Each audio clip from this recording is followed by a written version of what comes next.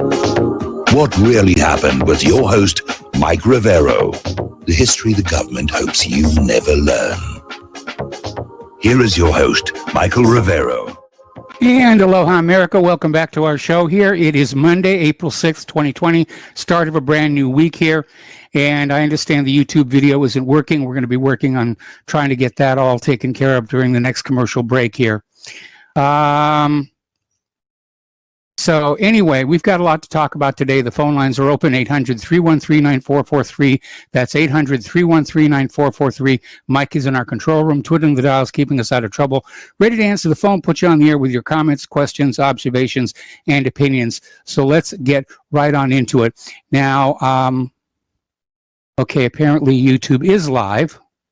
Okay, well, we've got some technical gremlins we got to deal with here. Okay, the breaking news just before we went to air is that British Prime Minister Boris Johnson has been moved to the intensive care unit at St. Thomas Hospital. Now, they're putting out the normal platitudes about keeping people calm and saying it's just a precaution in case he needs a ventilator. But I would say that this gentleman is very, very ill indeed.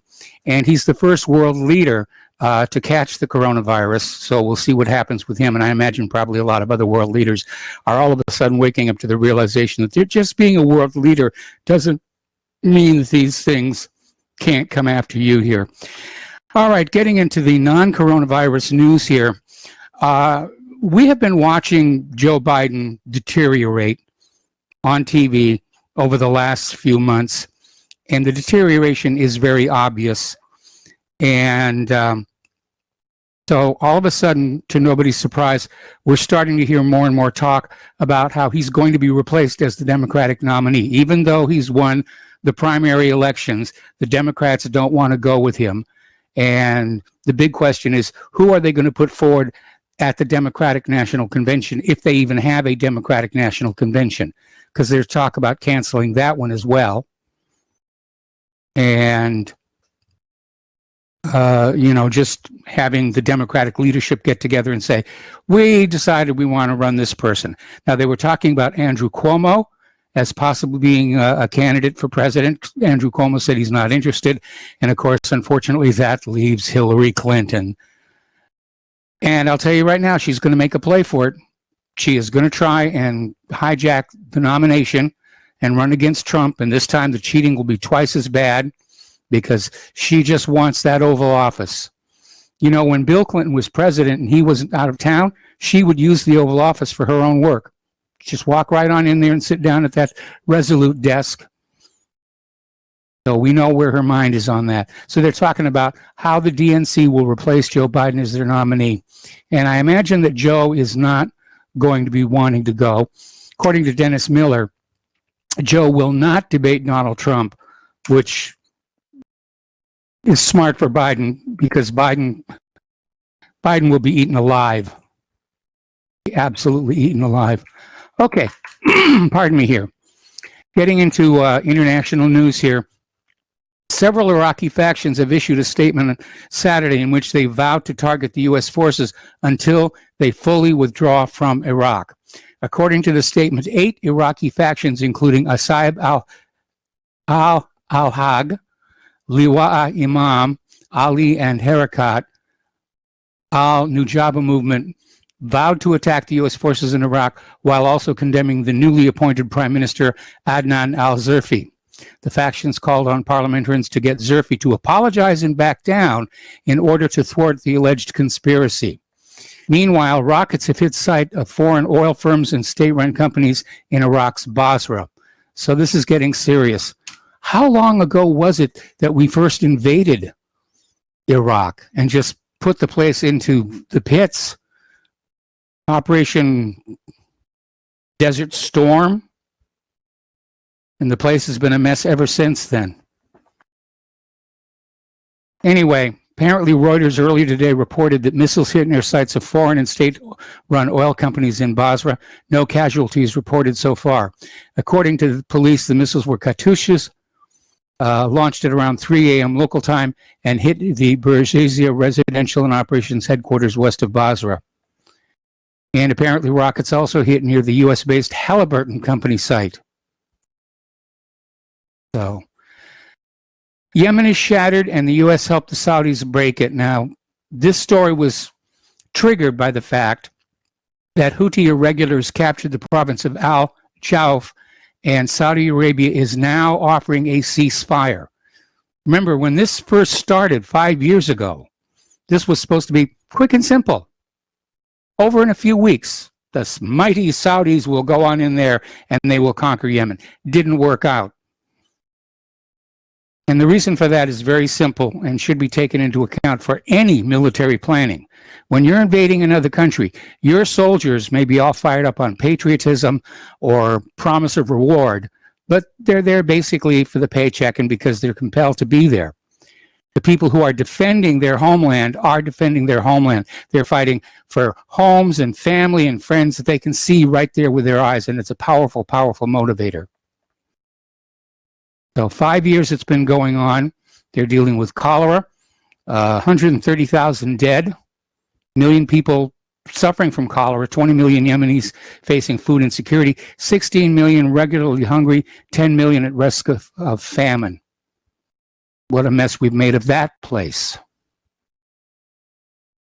Okay, the Nord Stream 2 project is moving forward, and apparently a Russian pipe-laying ship is on its way to a Spanish port.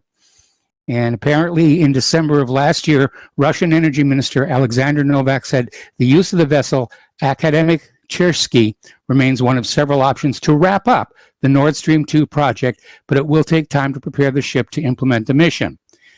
Now, the Gazprom-owned pipe-laying vessel is currently on her way to the Spanish port of La Palmas. And according to them, the ship, which left the Russian port of Nakota on the 10th of February, is due to reach its destination on the 18th of this month. Now, of course, there's more to oil and gas than the buying and selling of oil and gas. Where those pipelines go is of strategic importance, because there's, first of all, the fees to cross that land, you know, the pipeline fees themselves, and there's also the political dimension. While Russian gas had to go through Ukraine to reach Europe, then it put Ukraine in a very, very good position. Ukraine was basically siphoning gas and oil out of the pipelines and not paying for it. And they owe Russia technically a huge amount of money. And Russia restrained itself from turning the valve off because that would have crippled Europe. But once the Nord Stream 2 is completed, Europe will get its oil and gas directly through that pipeline, and they can shut off Ukraine, which the United States does not want to see happen, which is why they've been arguing against this pipeline every step of the way. Okay, the real hot spot right now, and we're not seeing any of this on the corporate media, has to do with Venezuela. The U.S. Navy is expanding their presence near Venezuela, and this is right after they put up a $15 million bounty on the head of President Maduro. And apparently there's a lot of Navy ships parked off the Venezuelan coast right now. And this follows on with accusing, or indicting, if you will, Maduro and his top people for narco-terrorism, which I'm not exactly sure what they mean by that. But it was exactly the same charge they leveled against Manuel Noriega before the invasion of Panama.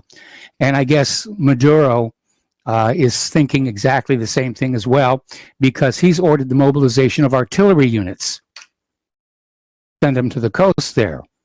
Now, Maduro has addressed the leaders of governments across the world to request their assistance amid U.S. attempts to arrest him over accusations of drug trafficking, which he slammed as false and not based on any evidence. And of course, the U.S. position is, we don't need any evidence. We know, we looked in our crystal ball, and we saw you rolling up joints and handing them out to kindergartners at the local school. So Maduro has ordered the mobilization of artillery pieces in the country's strategic areas in order to protect the security of ordinary Venezuelans. And he denounced the existence of groups financed from Colombia and the U.S.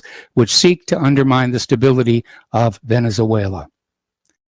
All righty, let's get on into the economic news. It was a good day on the Dow. Closed at like 1,300 up. And the Federal Reserve balance sheet has increased to a record $5.86 trillion. That is a lot of money. that is owed. So in the 3 weeks since the Fed's effort to limit the economic damage from the outbreak, they're still blaming the outbreak. They're still refusing to acknowledge the economy was already in trouble before coronavirus came along. But the central bank's balance sheet has mushroomed by roughly $1.5 trillion, the cost of the F-35 fighter. It is now the equivalent of a quarter or more the size of the U.S. economy before the crisis struck, and it will certainly grow larger in the weeks ahead as the Fed keeps piling on assets and the economy likely shrinks. They're just shoving the money out the door. It's helicopter money is what they're doing. They're dropping it all over Wall Street, and Wall Street is using it to buy back stocks or buy other people's stocks, and that's the reason the market is up. They keep saying that this economic downturn is all about the coronavirus, but that doesn't make any sense because of those days when the stock market does go soaring. It just jumps upward. That doesn't make any sense if fear of the coronavirus were really what was driving the market. Something else is going on. It's very volatile. It's very unstable. People are still talking about the jobs report. And the jobs report showed that more than 701,000 U.S. jobs were lost amid the coronavirus pandemic. And this number is based on a report that came out 2 weeks ago before we had those nearly 10 million people filing for unemployment. So we're getting down into the government actually admitting that we're in Depression-era unemployment. Nasty, nasty stuff here. Now, Dr. Fauci is out there saying 10 million job losses is inconvenient, which it's easy for him to say because he's got a job, he's working, and probably so are all of his friends. But he says, we just have to do it. Well, I don't know about we, Dr. Fauci. You know, we're going to have to deal with it. We, the ordinary American people who don't have these big, cushy government jobs. We're the ones who deal with it, and it's more than inconvenient. People are out there on the edge of losing their businesses, losing their homes, losing everything they've spent their life trying to build up.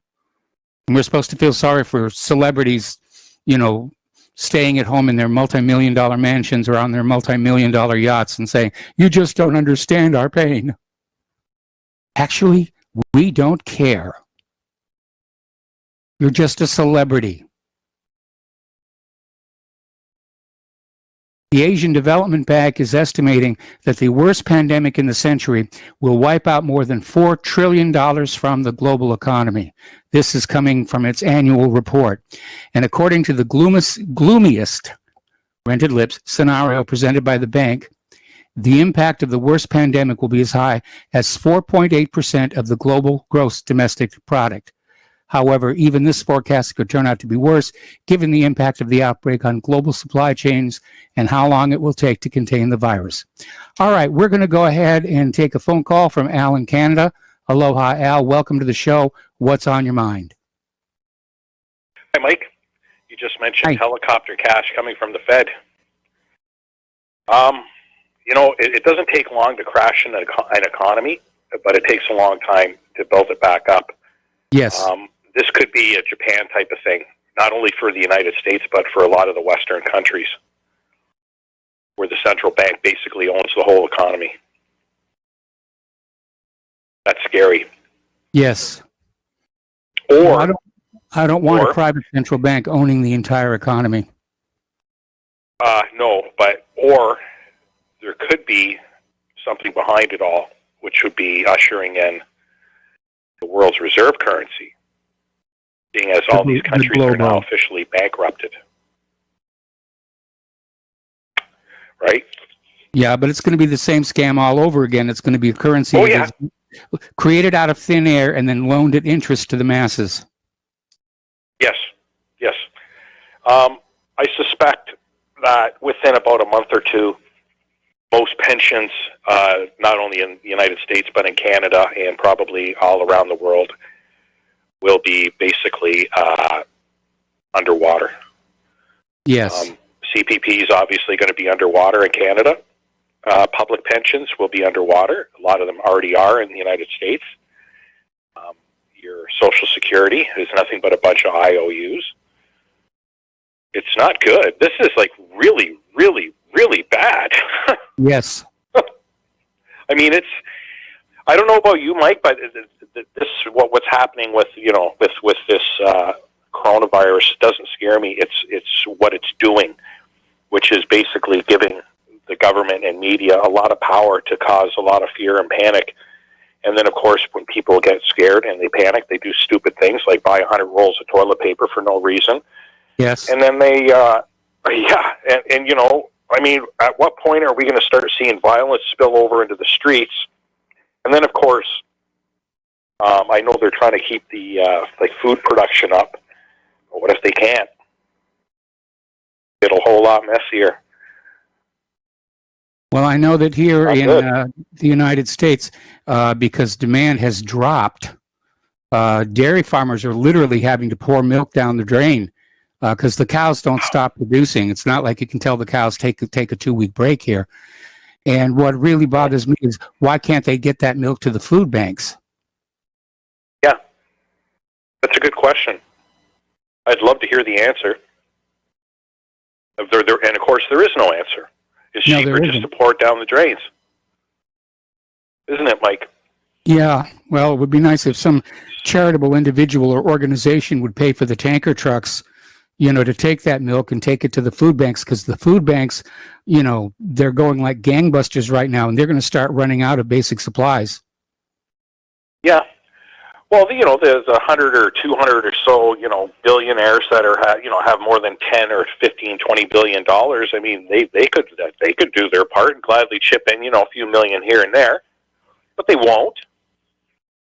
And that's the way it is. I don't know, Mike, but I've never been for this, but I think now's a good time for governments to really start looking at these rich people and taking it. Well, the problem is most politicians would sell their own mother for $1, and the rich people have got more of the dollars than we do. They're not hurting. Nope. Basically, all of the crashing that's happened has taken dollars out of our pockets and put them right into the rich people. Guys, like Warren Buffett, who's going to get a huge bailout with a lot of his businesses. He owns some stocks and airlines and whatnot. He's going to get bailed right out. Yep.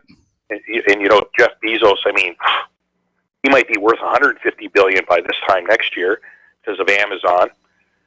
I mean, this is crazy. I never thought I'd ever see anything like this in my whole life, but obviously I was wrong.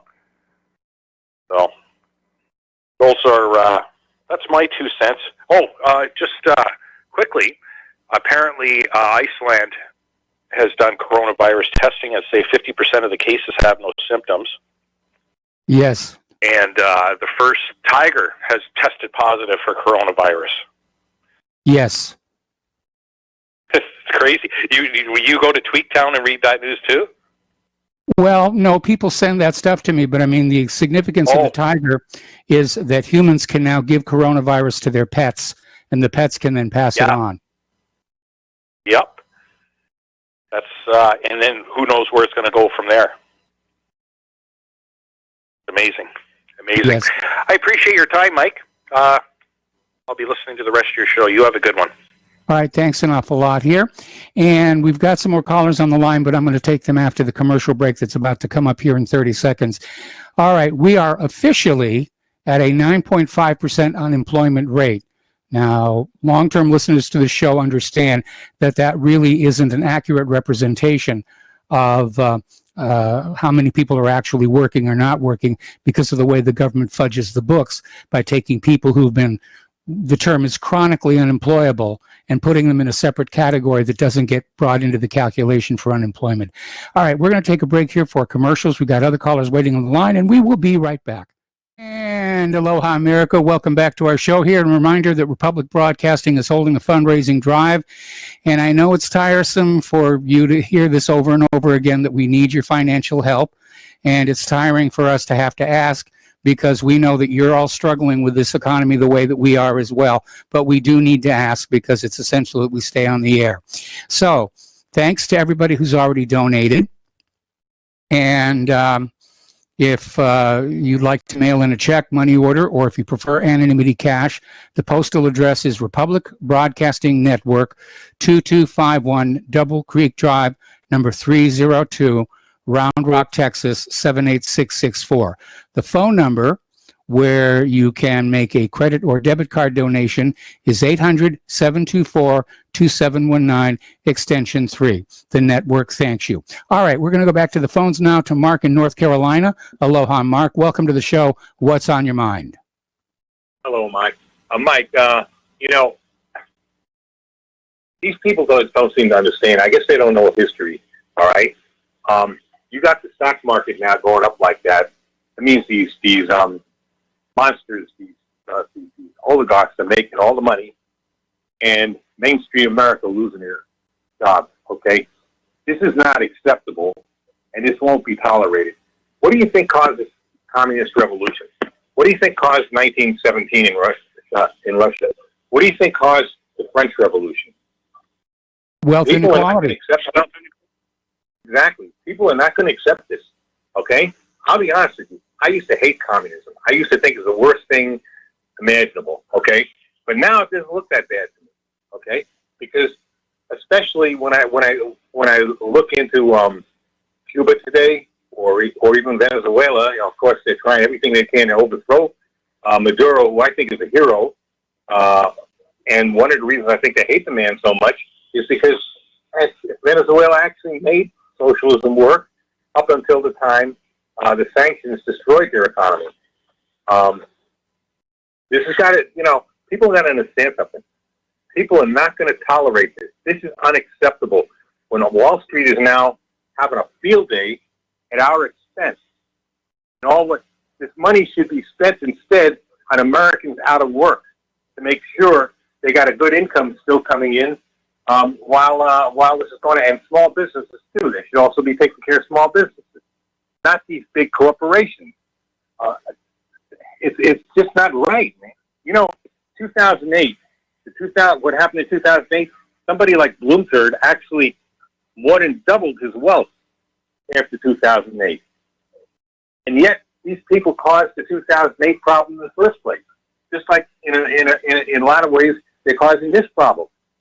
I'll be honest with you. I don't know what's right. I don't know. I hope that somehow Bernie Sanders can still win this. Okay? I don't have a lot of faith in Sanders, but I have more faith in Sanders than I do in either Trump or Biden. Okay? At least I know Sanders would do one thing. He would not let this happen. He would make Wall Street pay for this. Okay? He would take it out of their hide. Somebody needs to do that.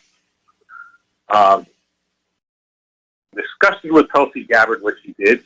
I mean, she showed me right off the bat. The minute she went and said she supports Biden, she showed me she's a fraud. Yeah, I loved her. I really think she was the greatest thing, but it was wrong.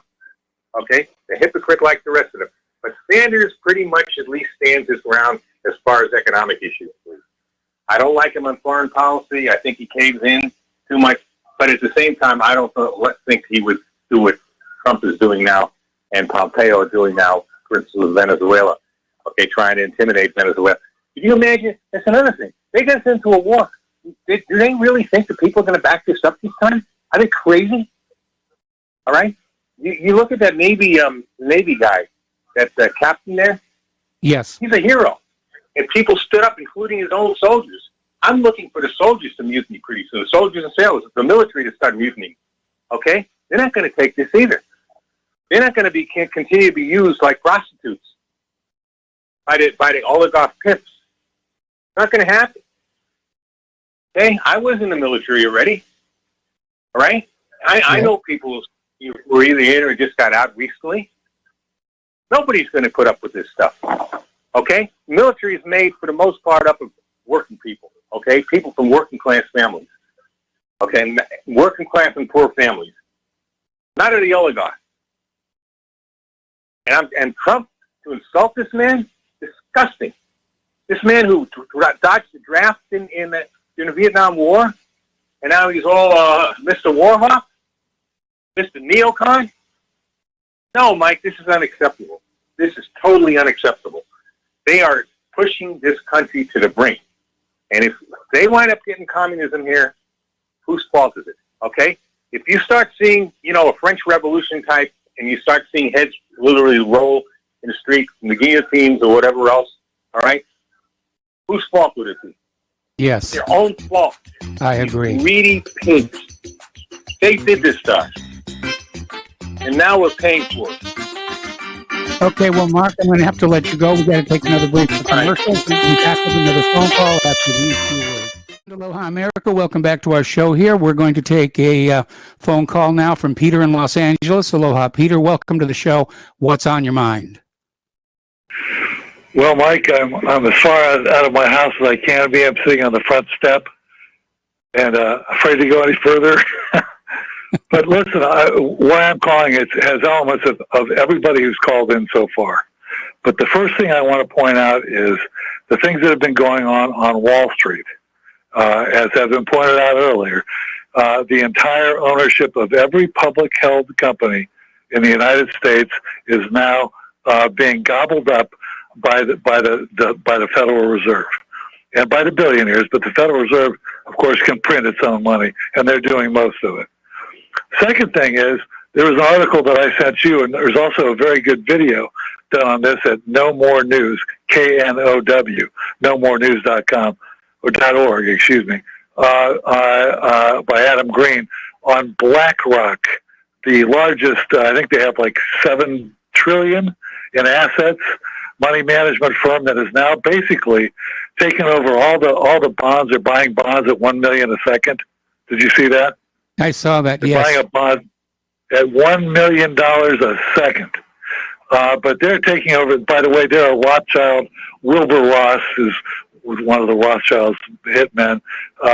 Wilbur Ross Rothschild organization, closely tied to the Federal Reserve. Also, by the way, to Fannie Mae and Freddie Mac. But at any rate, so they're buying that up. So we're going to be, I'm sure, I just bought a home here 2 years ago. I'm sure we're going to be underwater. Everybody's mortgage is gone, and nobody can get money out of their homes anymore. Pensions, as already been said, pensions and 401ks, toast, complete toast. That $30 million or 30 million unemployed, or 30% unemployed, that's wildly optimistic. It's going to be pushing 40 or 50%. And what I wanted to one more thing. The Wall Street has been lobbying, I sent this to you, Mike, the Congress and the government to lower the bailouts for all the small businesses that are being driven out of business. Of course, once they buy up all the big publicly held companies, when it comes out of this, they don't want any competition from the little guys. They want all the monopolies. Yes. But they're actually trying to limit the amount of money going to small businesses so they can have it all. And by the way, also, nobody's talked much about this, but I find it alarming that Kushner is in charge of the coronavirus thing. And BlackRock, by the way, got this deal with the bonds, buying up the bonds, and a no-bid contract from the federal government. It was probably Kushner behind that. It's a very Jewish situation here. But I was going to ask you, and I'm taking things from what you said and maybe kicking in some more. But the only way I can see our way out of this, coming out of this from a horrible depression with 40 or 50% unemployed and absolutely no retirements for anybody, abject poverty and no production and money printed like crazy and no production for months, inflationary Weimar situation. Exactly. There's a couple things. There's a couple things, Mike. First thing is what you've always said. We need a freaking jubilee. We need to wash this debt. That's the first thing we need to do. The second thing we need to do is we need to get rid of the Federal Reserve completely and go back for the Treasury printing the money. Get rid of that expense cost for the interest on every dollar that's issued.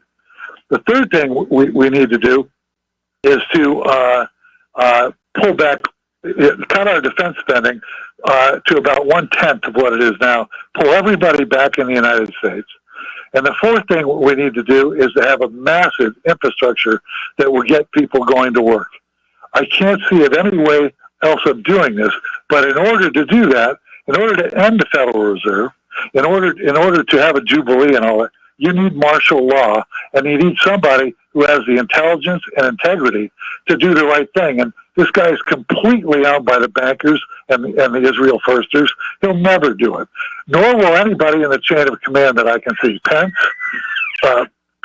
or Pelosi or any. There's nobody in the horizon that's in the chain of command of the elected officials who would have the balls and the intelligence to do that and the integrity. But so you have to do that. You have to have, because the Federal Reserve will fight like crazy, as will the media, also owned largely by the Federal Reserve and its big owners. But it has to be done, or we're going to be serfs here. Yes. We're looking at serfdom. So yes, we are. That's my 2 cents. Well, it's interesting you brought up the Weimar Republic, because you need to go back and study the history of what was called the German miracle, which is where the Nazis, who weren't 100% bad and evil, but they basically kicked out the private central bank imposed on them by the Treaty of Versailles, and they came up with a value-based currency, and it just turned the German economy around. And the same thing could happen here. You know, if we got rid of that private central bank and we came up with a value-based currency, our economy would light up. People would go back to work. We could get our infrastructure put back together. But as long as you have the bankers that are literally sucking out all possible profit from the work of the ordinary people, we're never going to get ahead, because no matter how much money they make off of us, it's never enough.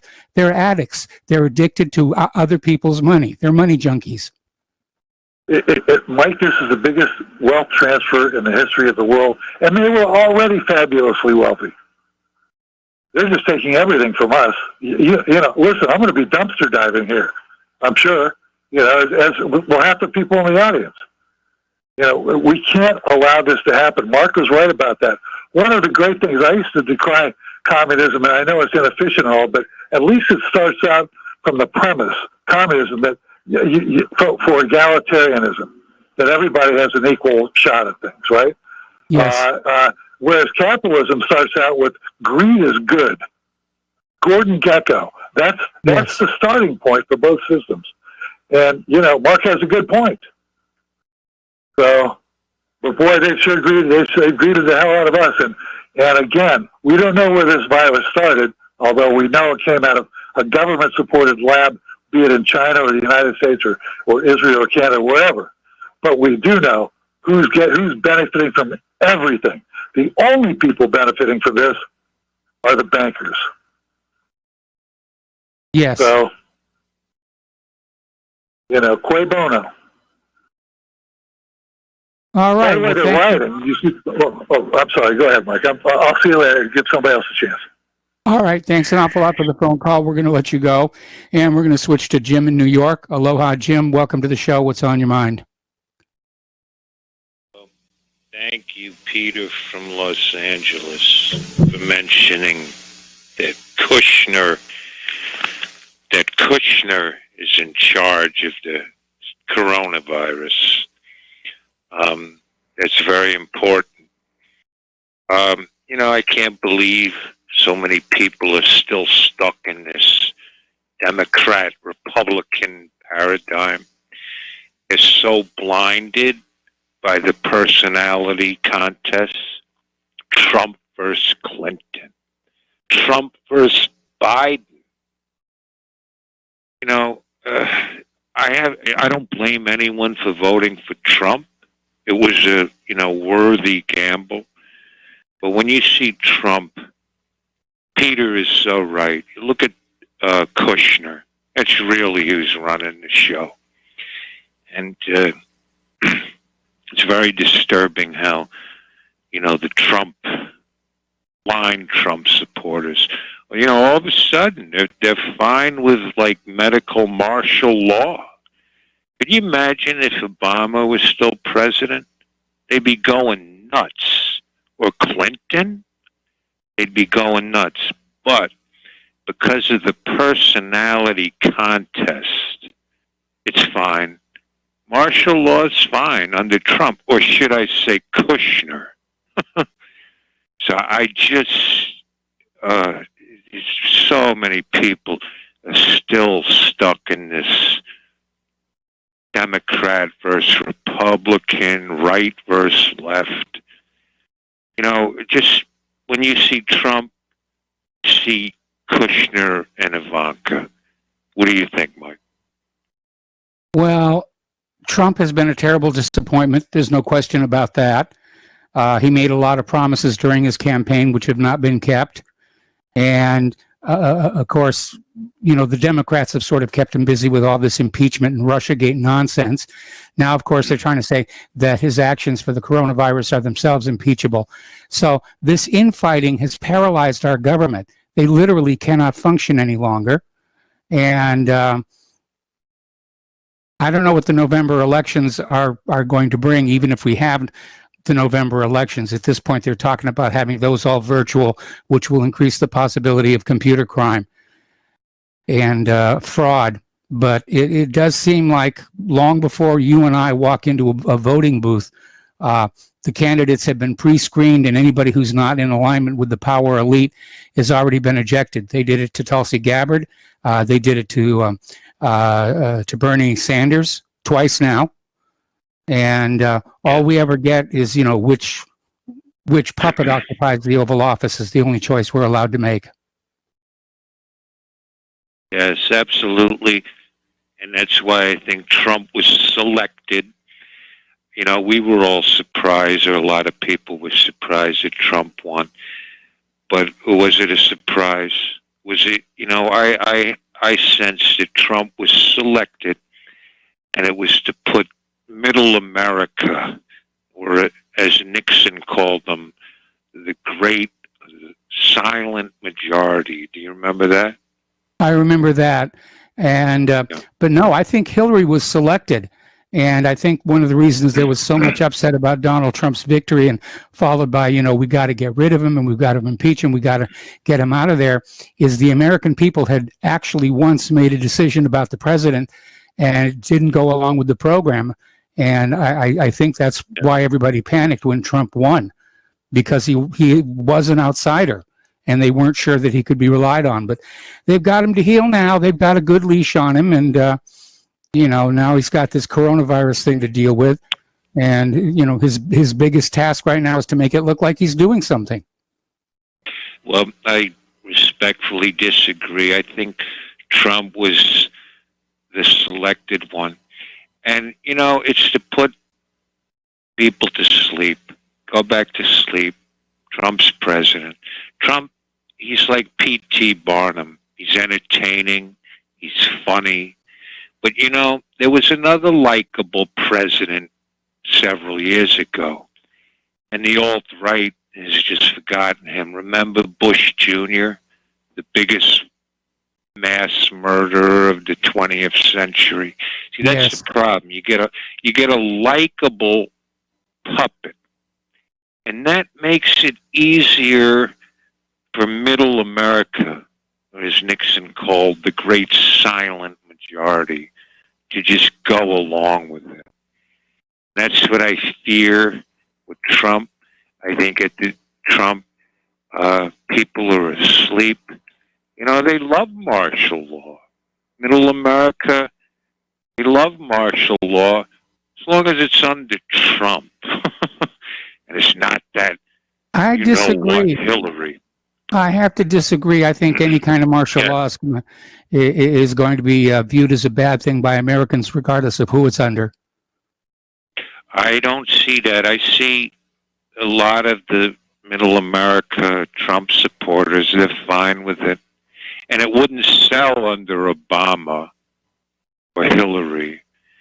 But since, again, the right-left paradigm, they're blinded by that. And they see the likable puppet who can be, again, like W. Bush, more dangerous than the overtly evil person like Hillary. So I think people have to have the same vigilance as they would with Trump and not be put to sleep. Whenever you see Trump, remember that could be Kushner running the show behind the scenes. And on that note, thanks for taking my call, Mike, and have a great day. Well, thank you very much. We're going to let you go and switch over to Miles in Maine. Hello, Miles. Welcome to the show. What's on your mind? Hey, good afternoon, Michael. With regards to the last caller, first of all, W. Bush was not likable even by Republicans. Most Republicans, even the neocons, thought he was an idiot. He's a guy that failed seventh grade. But, one of the questions I had, he did raise a point about Kushner. And, we saw all Trump's kids investigated, and Trump investigated, and his wife investigated. But the only one they never have seen investigated was Kushner. I mean, I think that's a good question. I think that's a very good point. I think people ought to be looking more closely at Kushner and his business dealings. Of course, look how much evidence there is that Biden's son Hunter was the one who was really involved in Ukrainian kickbacks, and yet nothing's being done for that. Yeah, and nothing's said about Kushner's dual citizenship or whatever cards he's holding. But also, Michael, I just, in your opinion, I mean, I think America's about set up now, and I'm just wondering, at what point do you think, the citizenry here is finally just going to say off with their heads? Well, longtime listeners know I'm hoping it will never come to that, but I think probably Americans' patience is wearing thin, and if this coronavirus does go on for much longer and the economy crashes and the supply chain crashes, what is that old saying? It's 9 days from eating to revolution, and I think that's definitely going to be true here. And despite this virus and whatever, there was no reason to put a freeze on this economy, on restaurants, on stores, on everything. I mean, you go to Walmart now, they send you through a maze like a rat. And, yes, I know. All right, Miles? Miles? Oh, okay. Yeah. I was going to put you on hold. That's okay. Right, Thank you, Michael. Back. Have a great show. Thank you very much. We'll be back with more phone calls. Aloha, America. Welcome back to our show. We're going to go back to the phones to Dustin in New Jersey. Aloha, Dustin, or hello, Dustin. What's on your mind today? Yeah, Mike, did you watch Trump Saturday, the coronavirus briefing? It's comedy. Yeah, I mean, I cringe. I can't watch that crap anymore. I cringe. He must have mentioned lupus like 6 or 7 times. Oh, I think I'm going to take it. I mean, it's like hey, Mike, how come Boris Johnson ain't taking hydrochloroquine? Hydroxychloroquine, I don't know if he is or is not. Because, isn't that, what's the drug that causes like retina damage? Is that it? No, it's the antibiotic that goes with it, the blanking on the name, erythromycin, I think. Erythromycin. Yeah, that's azithromycin, sorry. Yeah, isn't that crazy, though? The good news is you're cured of the coronavirus. The bad news is you're blind. What's the trade-off there, Well, yeah, there's always a trade-off. You can't mess around with your biochemistry. I mean, one of the problems I'm dealing with right now, and you can see it on the camera, one of the medications I'm on for my PMR is just causing me to put on tremendous amounts of weight, and I'm feeling constantly hungry, and I'm trying very hard not to snack all the time. So, all that weight that I lost before, it's coming back on, and I'm very unhappy about that. Mike, you look good. Hey, what's that on your bookshelf? Is that a Thrustmaster flight stick and throttle? Yeah, it's the Cytocon, but yes, those are my flight controllers for my flight simulator. I don't play computer games other than flight simulators. But all right, so getting back to the thing, did you see Trump? He said he's going to sue China because they're hoarding all the PPEs and stuff. I'm like, they're going to bring them to the international court. I thought they didn't like the international court. Well, they like it when the international court, does good things for them, and they don't like the international court when it does bad things for them. But apparently, Larry Klayman down at Freedom Watch, he's filed a lawsuit against China for crimes against humanity over the COVID-19, and apparently the International Criminal Court is processing his complaint right now. What about the sanctions against Iran, not to get medical equipment? China, they got sanctions on China, right? Russia, they got sanctions on Venezuela and Cuba. What about those crimes against humanity? What about the crimes against humanity with Iraq and Libya and Ukraine? My God, dude, all right, they should say, well, you know what? We'll up you. We're going to charge you with crimes against humanity against all these countries. We'd probably get fined for $50 trillion. We'll just print it, right? You got a printing press, right? Or just enter a couple digits in the computer, right? That's it nowadays, right? What a joke this whole thing is. You know, Mike, I still go back to where that National Security Council report saying they knew about this in November and they didn't do anything. Maybe they didn't want to do anything. You know, like, some of your listeners might be, I think this is a real virus, but I think it's been used by both sides. You know, like, can you hold me over? Yeah, I'm going to hold you over the station identification break, and we'll be right back with more in hour number 2. Aloha, America. Welcome back to our show. We're talking with Dustin in New Jersey, and Dustin, just kind of take it away. Yeah, I mean, if you think about it, they can use this virus to bash China, which they are. Yes. You know? And if you look, they all will come together to bash Russia. But they'll all come together to bash China. You know, but Italy's not taking the bait because China brought them equipment, right? Russia brought them equipment. And we're not bringing anybody any equipment. The Russia brought us equipment. Because we ain't got no equipment to bring anybody else. We don't have anything stockpiled, really. You know, we had very small, short supplies because all our stockpiles went off to war. You know, we put it into the war machine. See, that's the problem, Mike. People don't want to hear that. Okay? I'm going to lay it out to your listener. Your country's an empire. You got an oligarchy. I said it before. Your government chose to play empire and neglect us, the American people, and the country. Rotting infrastructure, no infrastructure, okay?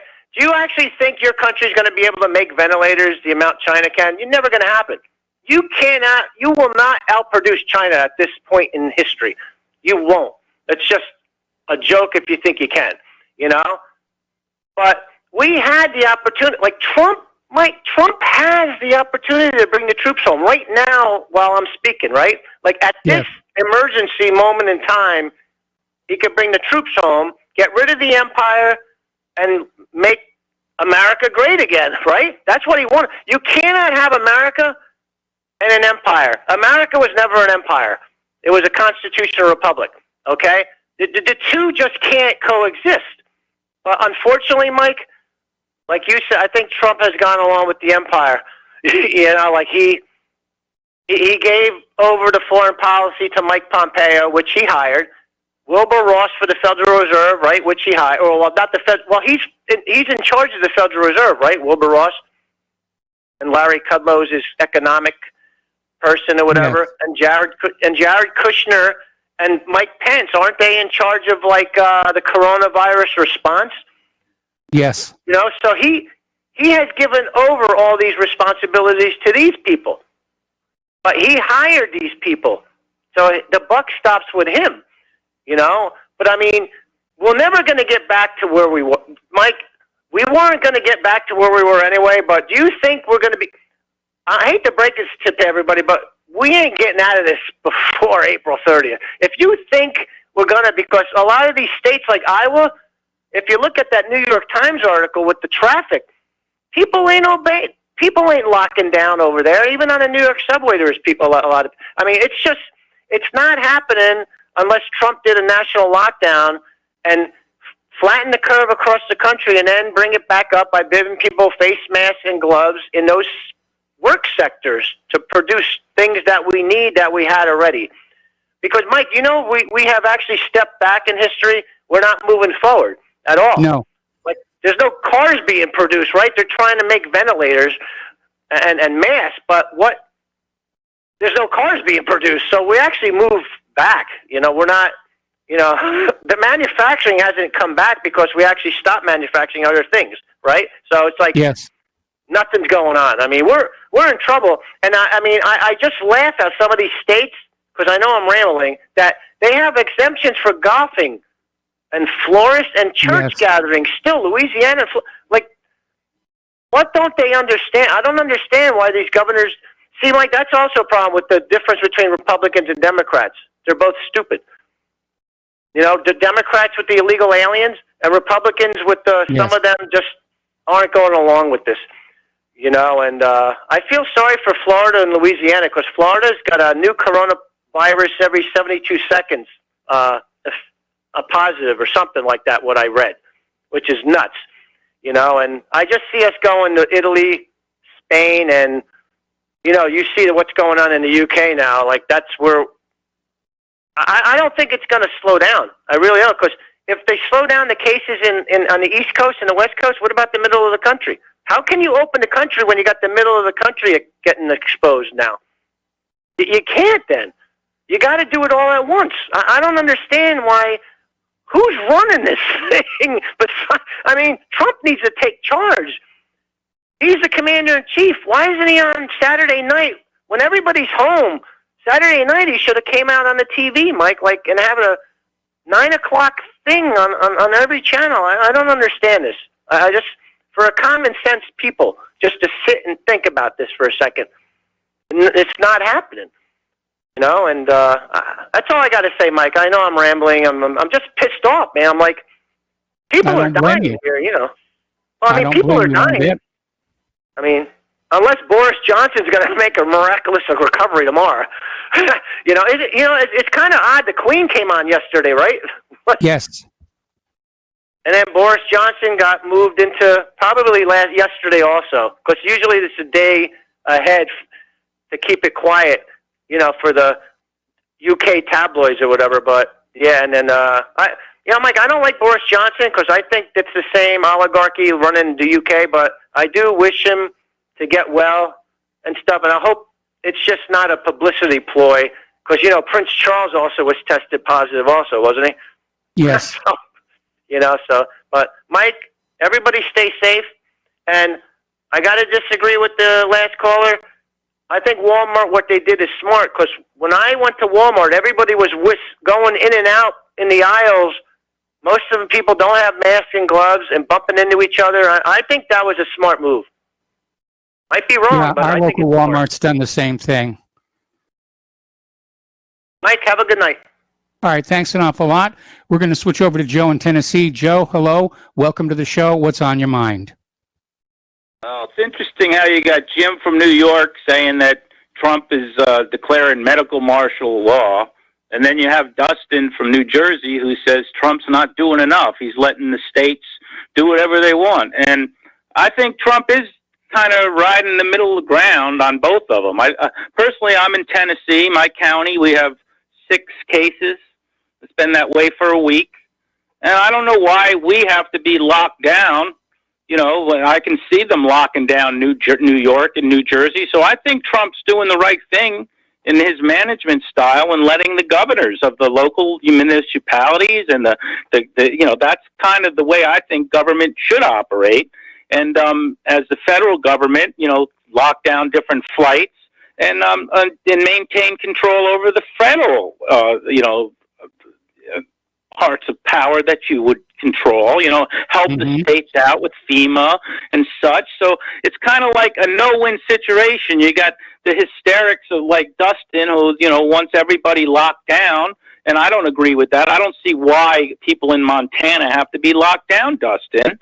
I don't, I understand it's probably a good idea for you to be locked down in New Jersey, because there are a lot of cases there. There's a lot of Chinese and, same way in New York, in the suburbs of New York, but I don't think upstate New York should be locked down. There's areas, I think it should go by the counties in a way, because like I said, my county has 6 cases. The county next to me has 1, so why should we be all locked down when it's unnecessary? And I'm still yet to see how real serious this is. I mean, yeah, it's killing people, but the statistics, I read an article today. This lady saying that her father, they say he died of COVID, and he didn't. He had a lot of other physical issues. So why are they saying he died of this when he didn't? Because they thought it was a stain on their family. So I just think that this is a no-win situation really for Trump when you get these nitpickers. But I think overall he's doing a pretty good job of having this thrown at him.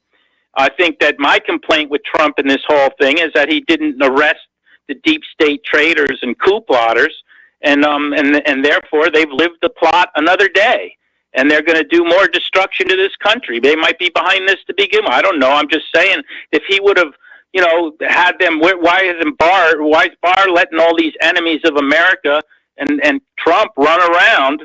And Durham and all that, while let them plot and make them Brennan making new plots, and I just can't believe that he hasn't. That's my fault with Trump in this whole coronavirus thing, is that he hasn't been tough enough on his enemies, and before allowing not being tough on his enemies is why they're plotting and destroying this country as we speak. I mean, the fact that Hillary Clinton is even conceptual as a president now. He's been president for over 3 years. He should have destroyed her by now. And by the way, I was reading about that captain, that Crozier the poser, I call him. And I wanted to comment. I called last Friday, and you got an email about it from a guy in the Navy, and he said because he was in the Navy, he's an expert. Well, I'm an honorably discharged naval officer as a lieutenant, and I assume that the Navy person who sent you that email was probably enlisted, because he doesn't understand anything about chain of command and how to act as an officer. Now, this man, a lot of you in particular also talk about Hillary Clinton with her unsecured email account. Well, this captain sent this letter on an unsecured email account to 20 to 30 people. This is the captain of an aircraft carrier. The other thing, the admiral, the task force was. Sometimes they stay on different boats. Usually there's a cruiser with a command ship, but he was actually on that aircraft carrier, the admiral. Right down he could have walked 30 feet down the hall and talked to this admiral before sending this stupid letter off that basically violated operational security.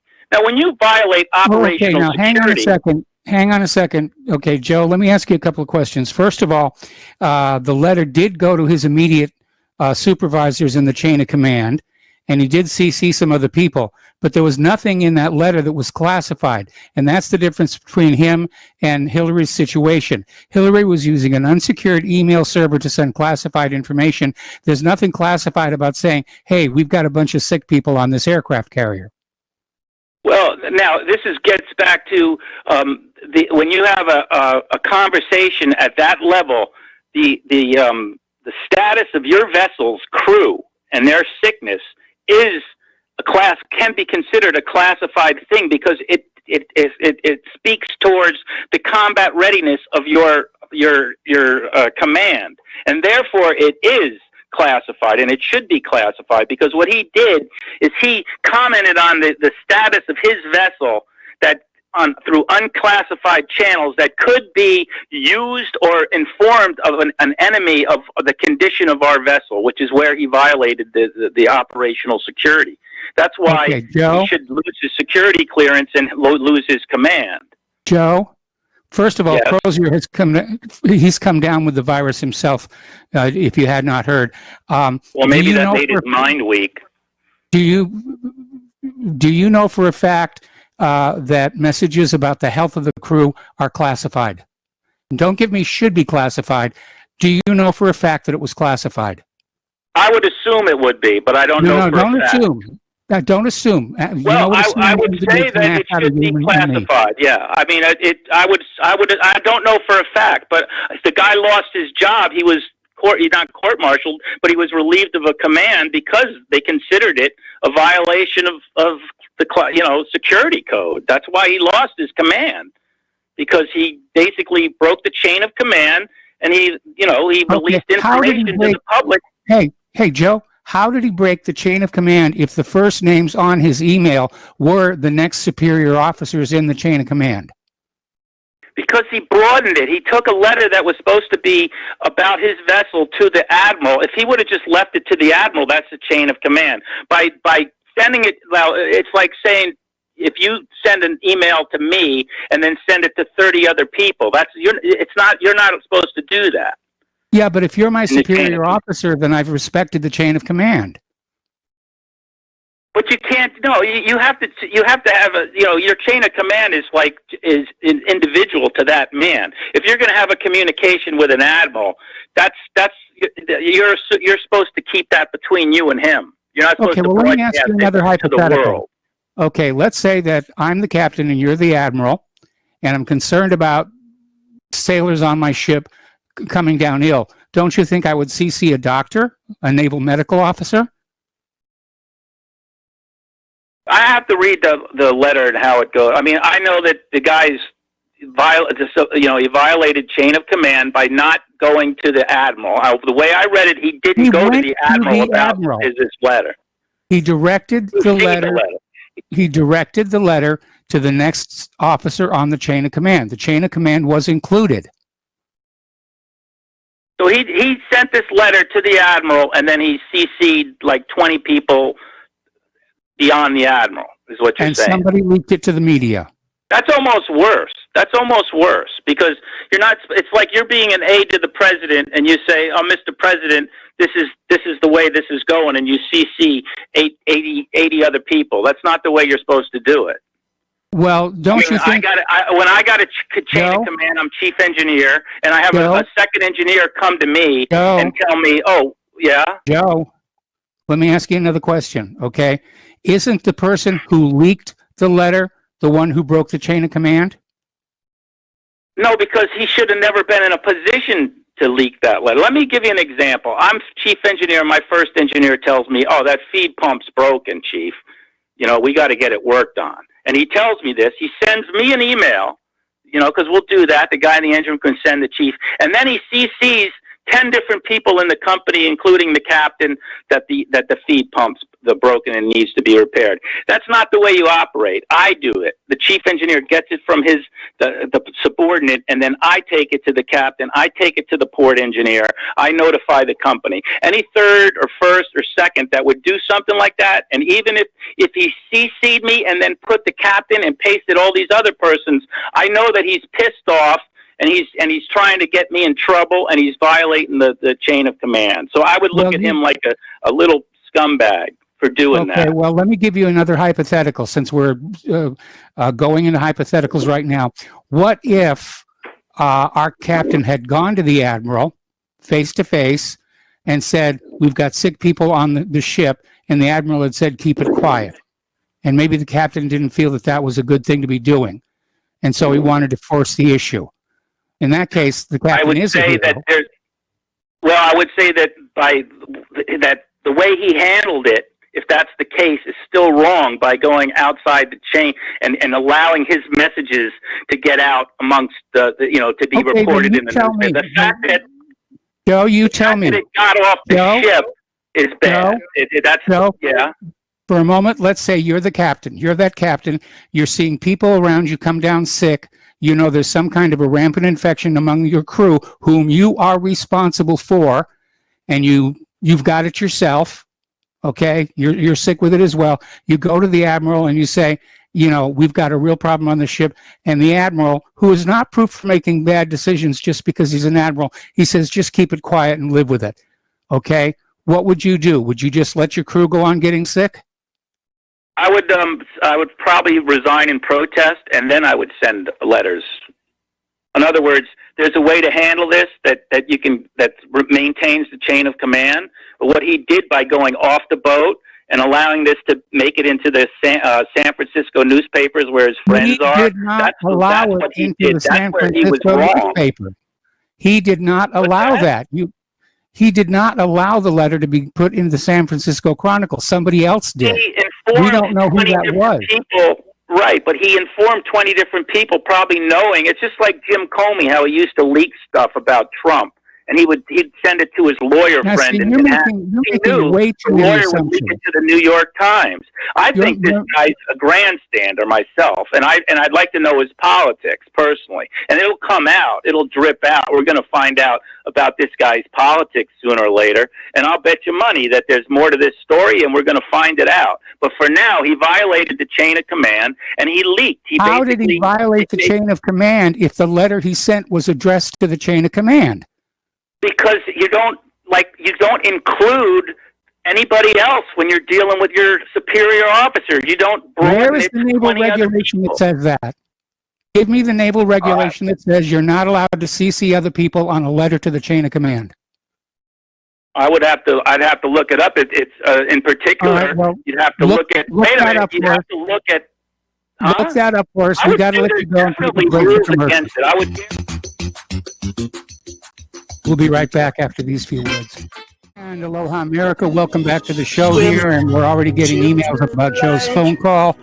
One says the captain must have always been sending such messages to all the CCs. And then another one says, Joe seems to think the chain of command somehow consists of 2 links only. Pitiful chain. We also have callers who apparently want to follow up on that subject, and let's try and get down to them as quickly as we can. Kelly in Austin. Hello, Kelly. Welcome to the show. What's on your mind? Hi there. Well, I didn't call about Joe's call, but I'm going to make a comment anyway about that. In the many cases in which I've worked as an expert witness in oil and gas cases, I've worked with law firms, and we've always had a strict chain of command. And anytime I communicated with the law firm, I always communicated strictly according to what was specified. And if I had sent an email to the chief attorney and CC'd anybody else outside of that, I'm toast. And so, I understand that perhaps the captain might have had his concerns. He should have played out his options and then either resigned his commission and reported it elsewhere. But there are consequences for breaking a chain of command. People who are not included or shouldn't be included in the chain of command have no business receiving communications. Now, I'm not speaking for somebody who's ever worked in the military. I've not been in the military, but I think I understand what's at play here. Well, I think this one email speaks to that, saying that maybe the captain was in the habit of CCing a whole bunch of people on his own ship with these communications. And again, Joe couldn't cite a Navy regulation that says that you can't CC other people on an email that goes to the next step in the chain of command. And that's one of the problems with this whole issue is too many people are making assumptions about what's going on rather than dealing with the few hard facts that we actually have. I understand it, and I don't know what the regulations are there, but I suspect knowing the military, as I do from my father, who was in the military, that there is a very strict, very strict limitations on whom you can communicate with in a chain of command. So, I can't comment beyond that. From my experience dealing in legal issues, I can tell you that there are very strict and harsh consequences for doing so, and I don't want to. I never violated those.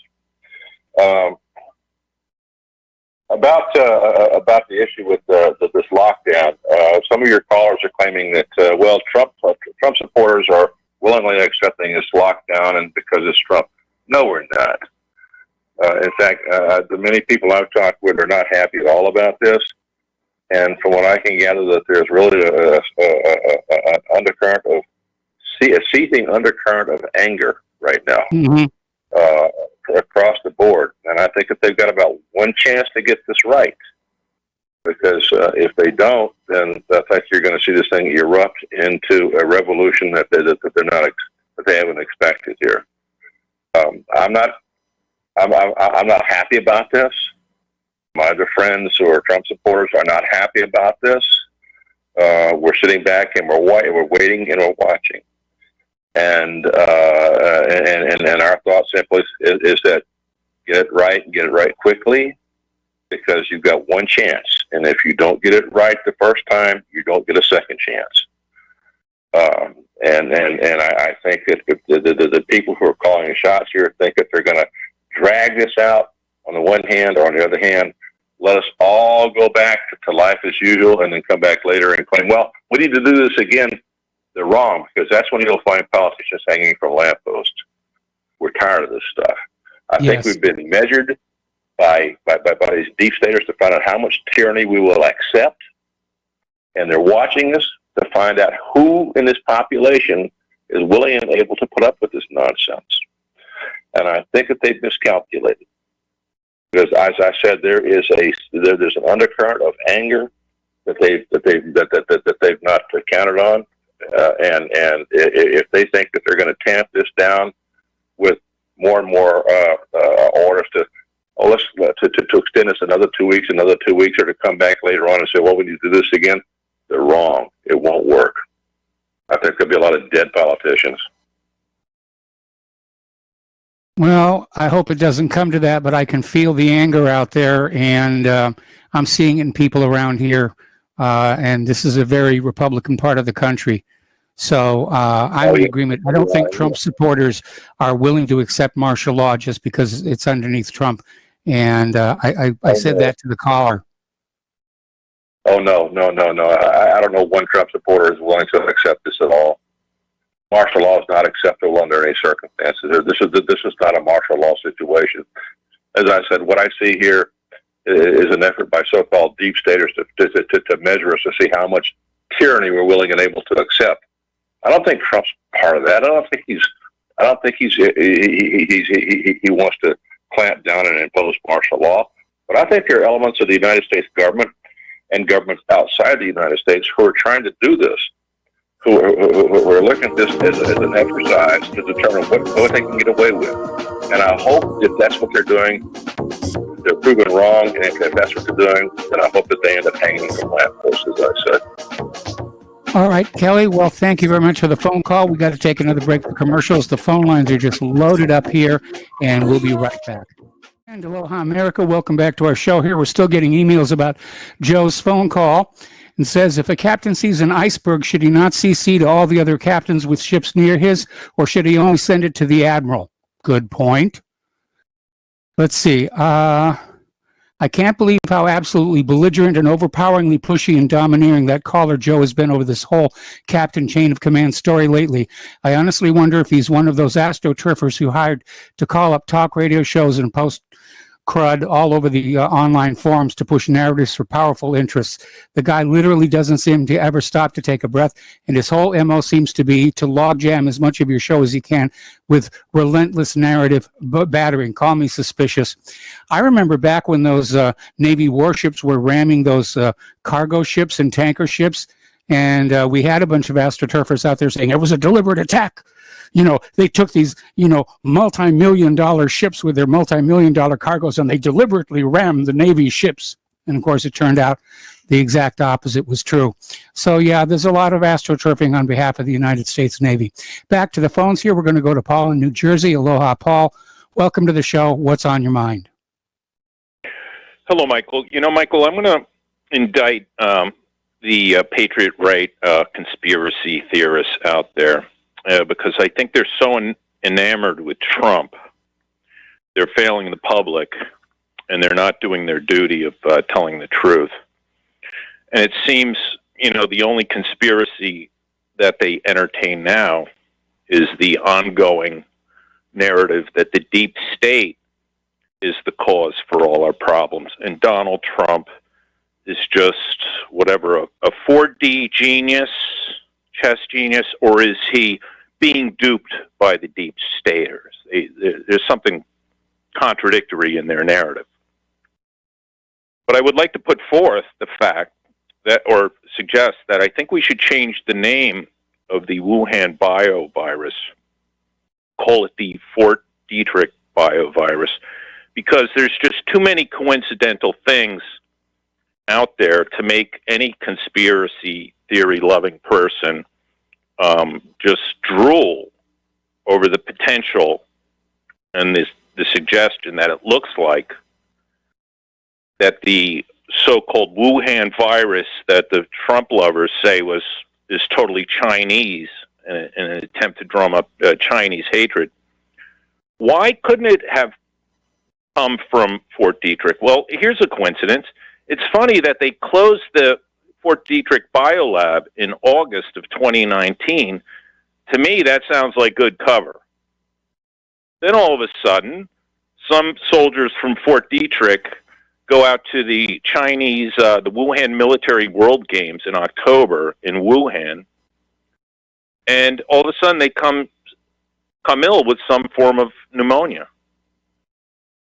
We also see what was going on with these telegraphed events, where you had the Event 201, another event called the Crimson Contagion, all held by the elite, and all saying that there was a coming flu that was going to happen, pandemic. You know, Fauci talked about it several years ago, that there was probably going to be a flu coming within Trump's presidency. So it seems like there were all these things working together, forecasting a flu epidemic. And then all of a sudden, of course, it starts happening in December. And of course, you know, Trump and his administration, who he assigned everybody in the HHS and in the CDC. He appointed all those people and the Surgeon General. And they have their meetings, and they saw what was going on. I'm sure Gina Haspel and Pompeo were privy to those meetings and knew what was going on, because they were probably two of the main characters, sinister characters, in this conspiracy theory I'm weaving in front of you. And so then, what did you have to do? Now, if you wanted to divide the United States with China, what do? Well, one way would be is you trick Trump. Maybe Trump really is an innocent dupe, and to think, oh, it started in China, while it really was brought over there by the United States Armed Forces, and they too could have been dupes. Now that it's breaking out in China, Trump, you know, he did want, or say he wanted to quarantine, but in February there was still about 40,000 Chinese citizens still came in the month of February from China at that time, bringing in the Wuhan flu, or should I say again, the Fort Detrick flu. And then all of a sudden, what do we have now? We have American people on the right and throughout the country hating China, and now we have China as the new hated enemy of the United States. And now we see potentially, although I doubt we're ever going to see it, you know, some repatriation of American manufacturing like 3M, that they're going to actually come back to the United States. It'll gin up the war machine, gin up, enrollment in the military now that you have so many people soon to be unemployed, right? And again, Donald Trump escapes as like, oh, I was just innocent and I was tricked by the guys who I appointed like at the CDC and HHS. What do I know? I'm a businessman. And so I don't get it why the guys on the Patriot right aren't doing their job and being somewhat dispassionate and objective in analysis of this. Because if this happened under Obama, they would be screaming their heads off. Obama's in on it. He let it in on purpose. And of course, as most of everybody else, nobody's even mentioning, and I'm not mentioning the Zionists, but the Zionists could be behind this. Because ultimately it comes down to the Zionists don't control China. China's getting too powerful. They need to knock them down a peg. And also the Americans are a little too free, or a little too cocky, and they got to get knocked down a peg. And of course, to have the two nations of Gentile nations fight it out amongst themselves, that makes any Zionist happy. Because when Gentiles fight it out, there's always money to be made. So I just think that there's a lot of chance, and fodder out there on this topic. And I still believe this is more apt to be a Fort Detrick biolab thing in a flu than anything that came out of a Chinese wet market or out of the Chinese biolab. Well, it's an interesting theory, and we're hearing all this talk about how at least some of the components of this virus were actually sold to China by labs here in the United States and in Canada. I'm still of the opinion this was an accidental release, that nobody intended for this to happen, but it did get out, late last year, and it was only a matter of time before it came to the United States. Yeah, and can I run past? I have one alternate theory for if it happened in China. Yes. Right? Now, here you got the low-paid Chinese worker. He's down throwing the bags of the biohazard garments into the incinerator, right? Yes. One of the bags breaks open, and out pops a really nice glove, right? Then he looks a little further. Oh, that's a really nice set of gloves. I'm not going to throw that in the incinerator. I'm going to take them home and sell it at the market. Right? Well, that's an interesting theory. We got a confirmation today about the story that there was an accident at that Wuhan lab involving one of the bats that they were harvesting virus from, and that one of the workers got splashed with blood, and they self-quarantined for 14 days, but apparently that wasn't enough. But it seems like the very fact that we closed down Fort Detrick Biolab tells you something, that this is not as though it only happens in China, you know? No, it doesn't only happen in China. And the United States has got bioweapons labs literally all over the world. Right. And I would like to see Trump, and I doubt it would ever happen, especially with Bill Barr being what he is, but it would be great to see them basically send in a group and do an inventory and, check the Fort Detrick records of how they've handled their research and what they've come up with. But of course, that would be all sealed. Americans would never get the truth out of that. And that's part of the problem of not having a transparent government. The government's going to have all these secret biolabs and all the rest, and it's not transparent. Then, of course, people like myself are going to entertain conspiracy theories. And that's what the governments get when they're not truthful. On that note, thank you, Michael. All right. Well, thank you, Paul, for the phone call. We're going to go over to Bob in Colorado. Aloha, Bob. Welcome to the show. What's on your mind? Hello, Mike. It's been quite a while since I talked to you. Usually, when you're talking about police issues, I usually call you because I'm a retired police officer of 25 years. But in reference to this Navy stuff, one thing I would ask you to consider is when you get on a certain topic, to ask people to call in on that topic. And we were going from the military, from this commander who sent out CC copies to everybody. I am military. I was 4 years. I ended up in a similar situation. I don't know if something changed with the military. I never heard of anything with when you have confidential information that you CC it to anybody. And it should have been up to the admiral, if he had an admiral on board, to CC that to anybody who should have been CC'd to. But in that same scenario, which I was in, I was in a situation where I was trying to get something situated on our Coast Guard base, and it was we had a majority that voted that we needed to have a place to go and have drinks and stuff, and the captain of the base said absolutely not. So what did I do? And of course, all my when you get evaluated, all my evaluations were always like 3.8, 3.9, 4.0, and I went to the admiral of the 8th Coast Guard District, and he got a hold of the captain and said we had every right, and of course it came down on me. So maybe he went to the admiral, told him what was going on. He said, "Don't worry about it," and that's when he CC'd it. So I don't know. We don't know. We don't see the records. But before we judge anybody, I think there might have been a situation where he tried, it didn't work, so he figured, you know what, screw this. And that's why all the sailors got behind him. It's only a thought, Mike, and I'll listen to you off air. Well, you know, the gentleman who sent it, or the person who sent in the one about the iceberg, raises a point. What if, and again, I don't like to get into hypotheticals here because everybody's guessing about this stuff. But what if the CCs on this letter were other ship captains within the Navy? And this captain was sounding the alarm. Hey, there's something on our ships that are making people sick. Be on the lookout for it. Inform your medical officer. And again, we don't know who leaked this to the San Francisco Chronicle.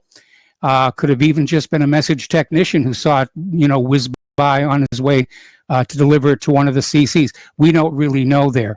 But I agree there are certain circumstances where CCs would be perfectly appropriate. Again, we don't know that the information that was in this email was considered confidential or classified. I mean, Joe wants us to assume that it should be, but that's not the same thing as actually being classified. So I think that the captain did the right thing. He may have handled it wrongly. I think a letter of reprimand in his folder would have been adequate. I think he was made an example of because the whole military right now is trying to keep a lid on how badly they're infected with all of their soldiers and sailors and air persons.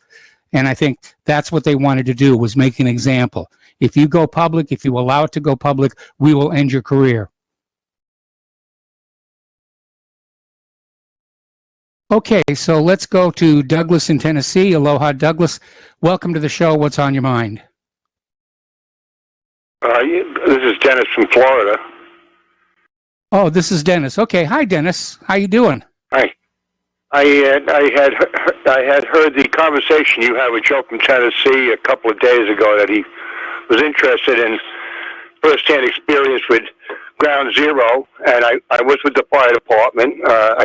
I came on in 1979 in the sixth busiest truck company in the United States, and I see my fair share of high-rise fires, and never saw a building come down. I spoke to my brother the other night. We got into an interesting discussion because he's way out there in left field.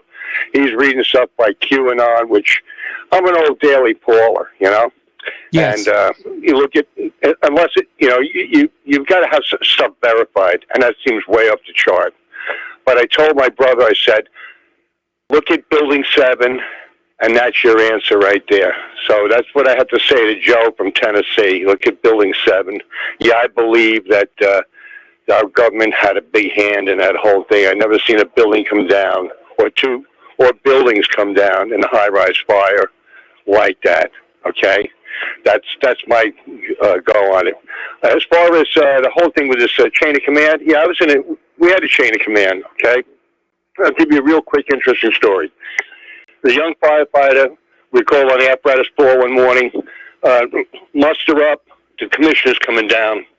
My friend Ernie was going to get decorated for actions taken at a fire. Okay, and after he was pinned to decoration by the fire commissioner, right?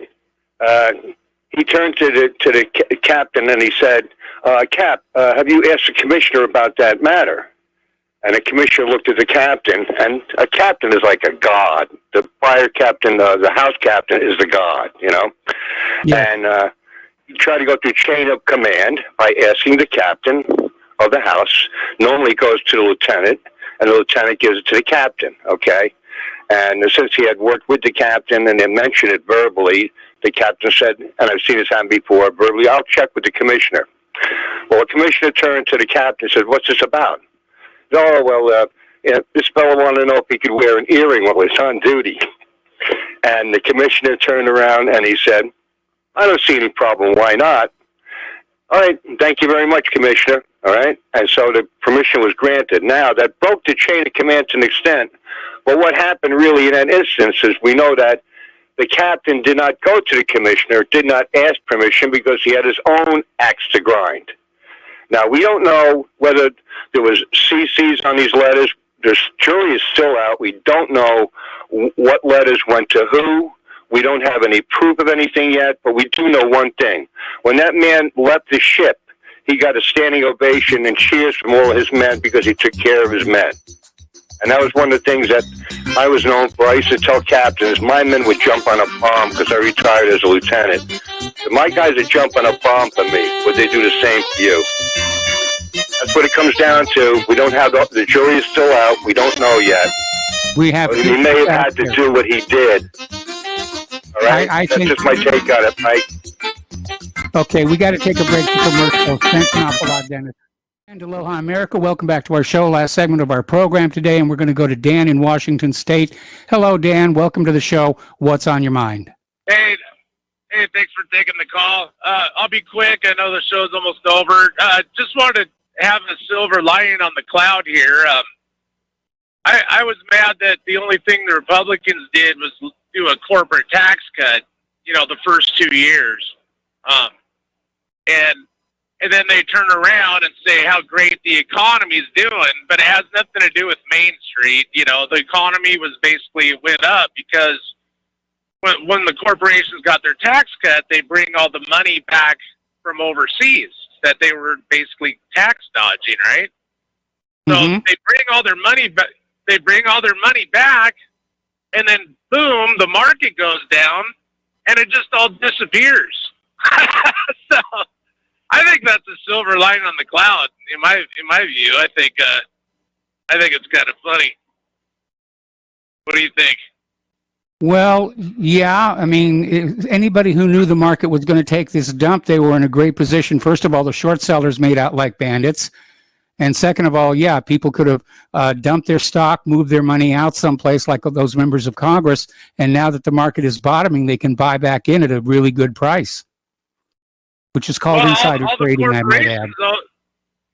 Yeah, right. And that's not good, but I think it's good that these companies lose all that money. I don't know. I think it's a silver lining. I kind of want to see the market just implode. I don't think it has much to do with Main Street anymore.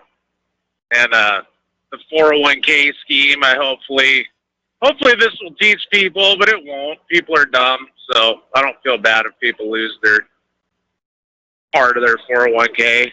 But I think it's a silver lining, so that, they bring it back and then it all just disappears right there. So anyway, that's all I had. Thank you.